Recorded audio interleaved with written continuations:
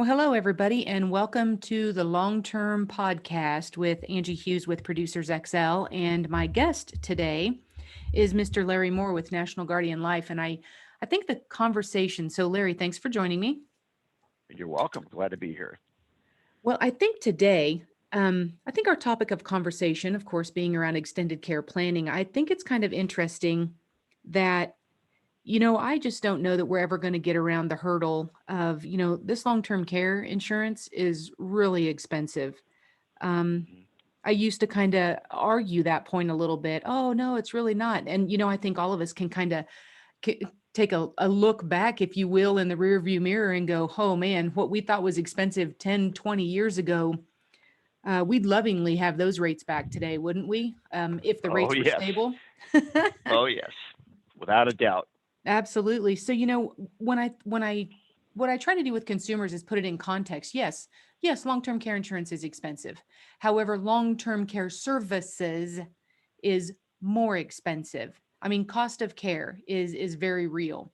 Even folks that, have been in it don't really understand the full cost of what that is. And where I'm going with this is trying to overcome or really trying to start the dialogue around some different conversations. Now, wouldn't long-term care sales be a lot easier for us if we could actually find the money, right? Show me the money. If Right. we could find the money for those consumers and help them fund the extended care plan, which really the insurance is just the funding mechanism, right? It's just the income stream that's going to pay for their care when they need it for however long they need it.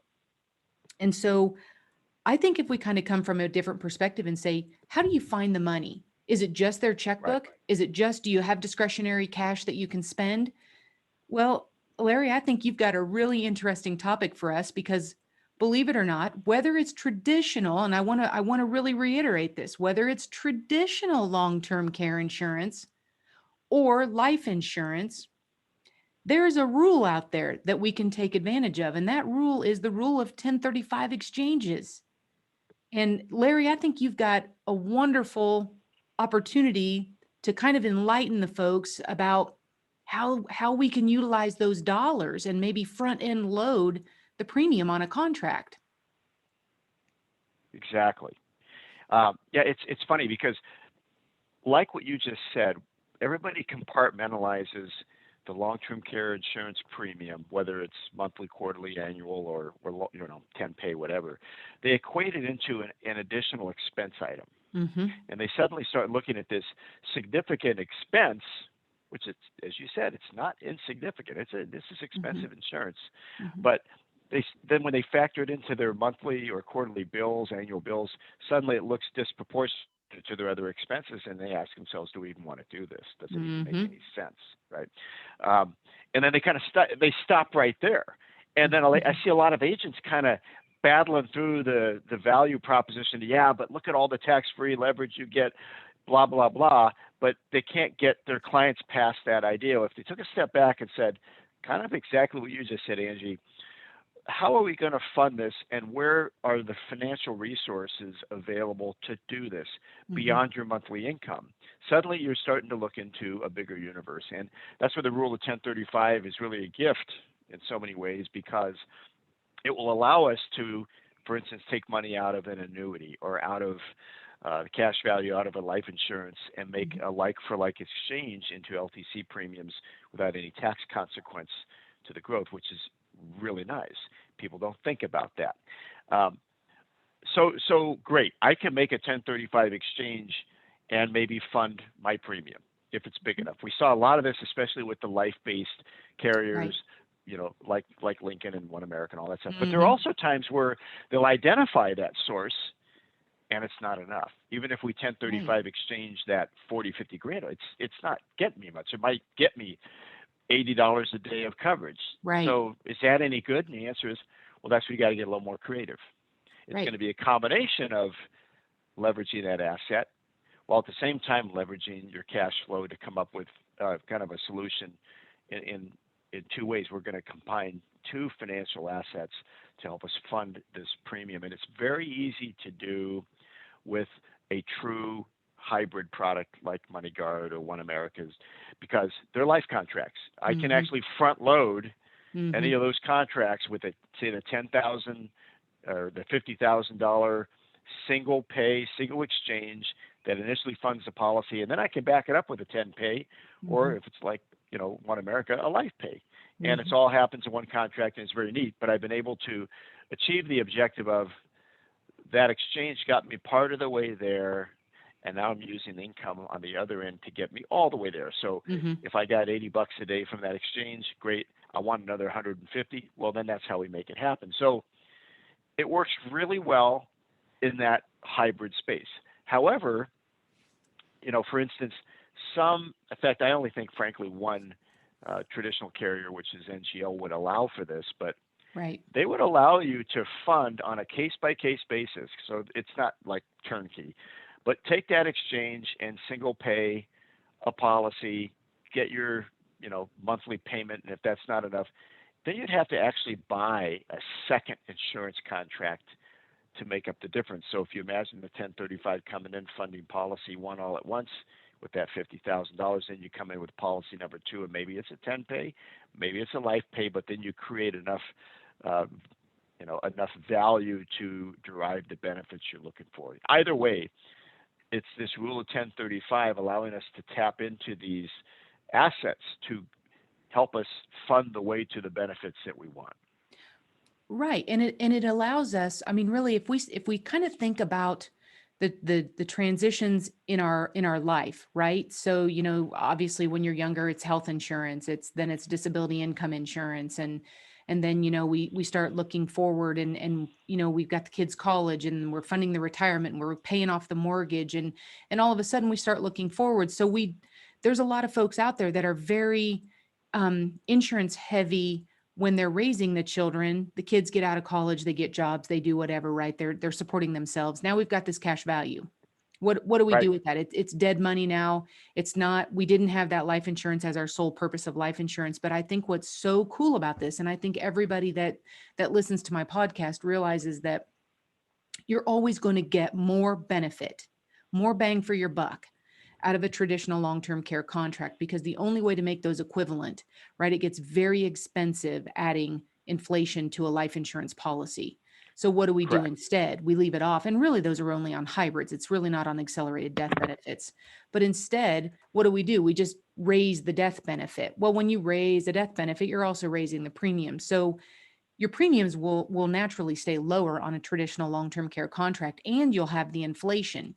But I think what everybody needs Right. to take away from this is 1035 exchanges are not only applicable to a life insurance contract, because That's I right. mean, not to exploit NGL in this podcast, but they are the only carrier right now that will consider that, that 1035 exchange. And a lot of folks are like, yeah, but their policy is a joint policy, and I'd have to buy two separate contracts.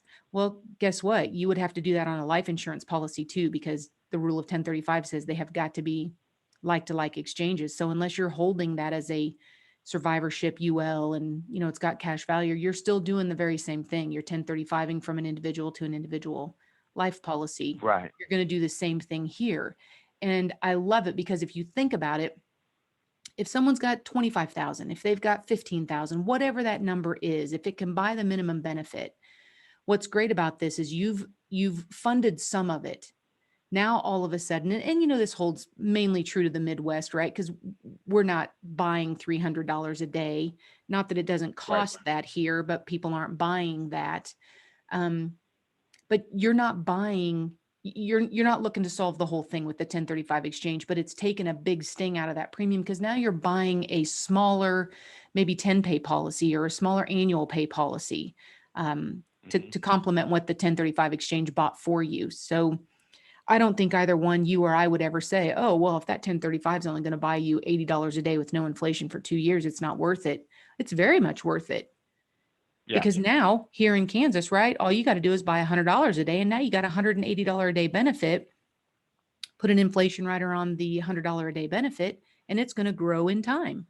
So Right. super, super attractive solution there. And I'd love to see more of that. I try not to ever miss the opportunity when I'm talking about, somebody wants a long-term care quote. Great, tell me a little bit about them. Do they have any, cash surrender value inside of a contract that they don't need anymore, and things of that nature? Because let's not forget the beauty of a single pay traditional contract, right? Premiums are Right. absolutely guaranteed. And Yep. even on the NGL 10 pay in the states that they've got their new product in, fully guaranteed 10 pay through the entire 10 years, not just Yep. after it's paid up. So, I mean, some really, and really, if we could all go back, and I joke a lot with the agents that I speak to, I'm like, if we could go back and revisit all those people we sold long-term care insurance to, 20 years ago, we would really push hard for that 10 pay, just Hmm. because nobody wants to have that rate increase conversation. Right. Right. Exactly.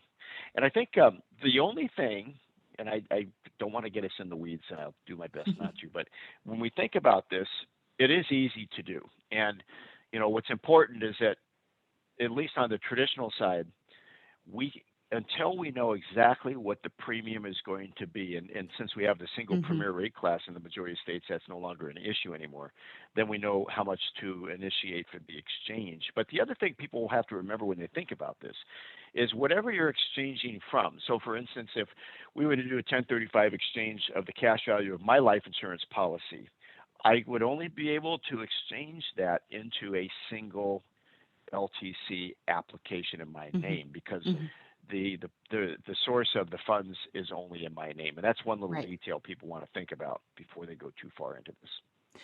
Right. And luckily, I've got a lot of agents that work with me, and so we have those conversations about, someone will say, well, they've got this much cash value, and a lot of times I naturally assume those are just individual contracts. I just don't get a lot of survivorship ULs, or, indexed ULs that are survivorship or joint second to die, or most of them are held individually. So it's always going to be, matter of fact, I mean, Larry, I've got two cases right now pending where they're two 1035 exchanges. So the husband and wife each applied individually on their own, and they're both moving through underwriting at the same time. So it definitely works.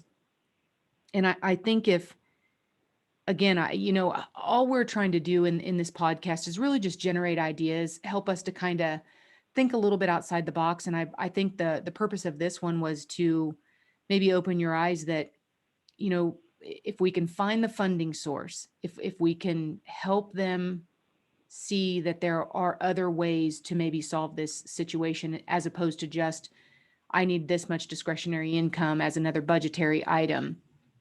1035 exchanges are just a wonderful opportunity. And just ask.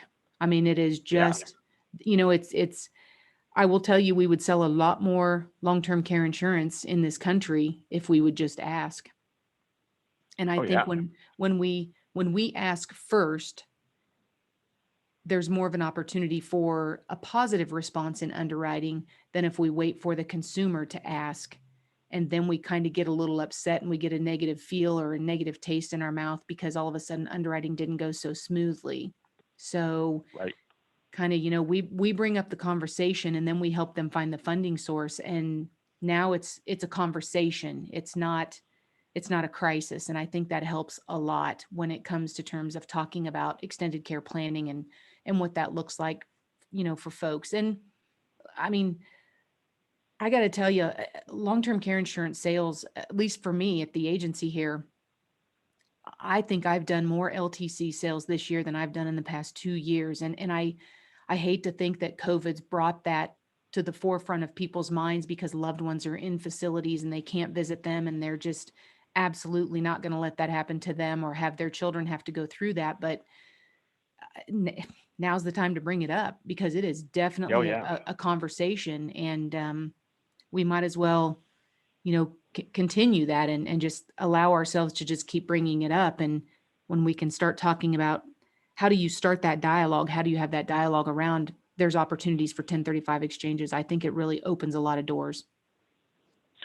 Yeah, I do, and I think even it's interesting you bring COVID up, and the whole idea of the value of home care has gone up so much in terms of its value in the eyes of people who saw loved ones stuck in nursing homes that they Oh, couldn't physically hmm. visit. Um, yeah, it's interesting in terms of how broad a solution it is. But yeah, I think Mhm. if you were to wrap the discussion up in such a way, if agents, when they think about the premiums, just think a little bit about, okay, what are all the possible sources my Mhm. client might have? Then all of Mhm. a sudden it becomes a much more creative exercise, and maybe even the ability to create a better solution. Who knows? Couldn't agree more, Larry. Couldn't agree more. I really enjoy our time together on our podcasts. I really appreciate you coming in here and kind of sharing some wisdom, which I think is probably unique to those listening. The fact that I brought in a traditional carrier to talk about 1035 exchanges. So, a lot of times we're not making those connections. So I do appreciate you Right. opening that door and having that conversation with me. So appreciate it. And I tell you what, we look forward to the next podcast next month in July. It's always the last Tuesday of every month. And thanks for joining, everyone. Thank you, Larry. Yeah. Thank you for having me, Angie. You take care. You bet.